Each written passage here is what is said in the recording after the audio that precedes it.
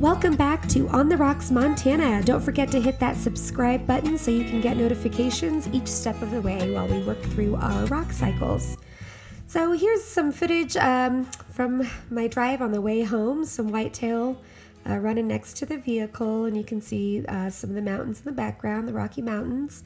So Montana is such a wilderness area, lots of wildlife everywhere, and I really enjoy seeing lots of different animals on my drive to and from work. I drive kind of outside of town to get to work. And here are one of our many springs, a great place to find rocks. So here I am rock hounding right now, looking around, looking for some agates, some quartz. Jasper is pretty common in this area. So I just like to look around for rocks that look interesting to me. And there are plenty of rocks in Montana. These ones looked really cool to me, almost like a pudding rock, a little different though. My dog is definitely helping me scope these out, and he helps me hunt for these rocks as well. He has just as much fun as I do. So lots of pretty cool rocks over here in this area. Too big for me to get back to my vehicle, but this is about a 5-mile walk away from my vehicle. All right, so here we are back to our next check on the rocks from our last or current cycle. So they've already been in about 2 weeks at this point. So we're going to open it up and see what we've got in there.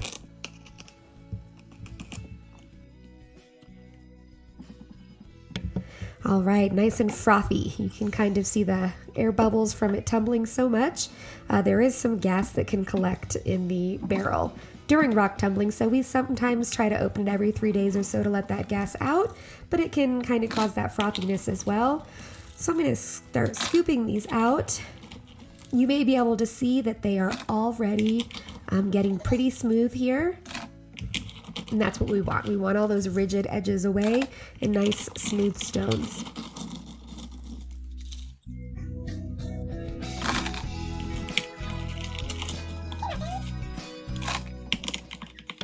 This dirty water, the water that's been in the barrel with the rough grain, can get very sooty. I don't know what other word to use, but this liquid, when it does dry, it dries hard as cement. So we never want our rocks in between cycles to get dry. We always want to keep them wet. So even though I'm straining them, I'm not going to let them get to the point where the gray water dries in any of their cracks or porous surfaces. So you can kind of see on my gloves how that gray water is really thick, and it feels like a soot layer. So now I'm going to rinse off my glove and start rinsing through the rocks.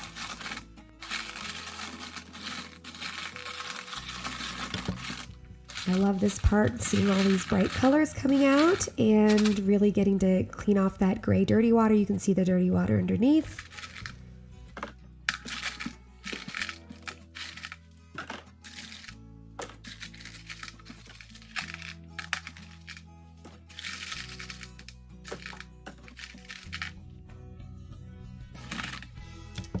So this is kind of revealing for me because I get to see what's been going on in the tumbler. I'm slowly checking out the rocks, seeing what's going on.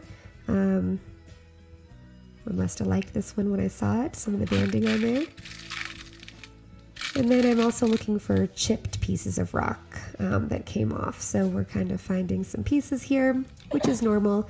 I didn't really separate them out too strategically. I just, for this cycle, threw a bunch in there. So now what I'm doing, I'm looking for cracks still in the rocks or any hard or scratchy areas. So you can see the really pretty banding on this rock, but there are still some cracks in there and some surface nicks. We want to see there's some hardness there too. So, or some rigidness, I guess I should say. So we still want to continue tumbling these until they are smooth. So it can be hard to have patience, and there has a crack too.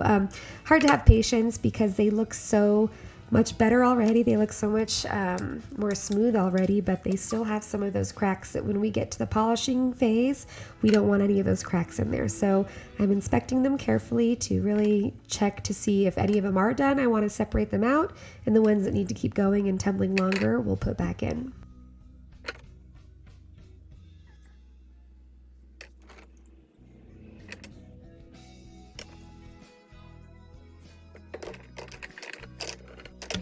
Again, I don't want the rocks to dry out, so I realized they're probably drying out sitting there. I wanted to fill that cup with water and put them in there. Even though they've been rinsed and they're sitting in water, I'm not scrubbing them. They could still have some of the gray water and that grit, that cement style grit stuck in cracks, and it would never come out.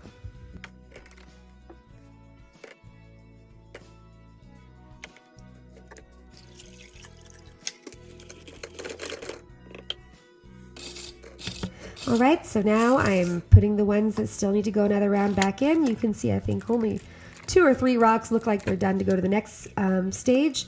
So I'm also going to take a little bit of water out. The rocks are getting smaller. The more they tumble, we're reducing those edges so they get smaller, and I just need less water in there. So I'm adding another medium here also. These have a little bit sharper edges than the marbles, and they can really get into those cracks that maybe the marbles and other rocks aren't getting to help get those rough edges gone. So this is like a ceramic medium. They're little ceramic pellets. And so I put those in there, and hopefully those will get in those little crevices. And again, my number 1 grit, putting that back in there, my rough grit, and checking the seal again. And we're going to seal it back up here in a minute.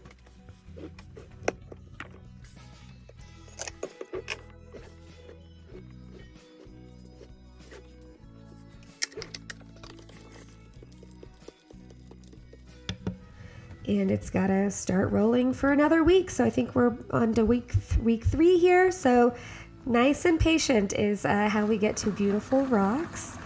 And hopefully in a week we'll have rocks ready to go to the next stage. So stay tuned and subscribe so you get an alert when that next stage is ready. See you next time.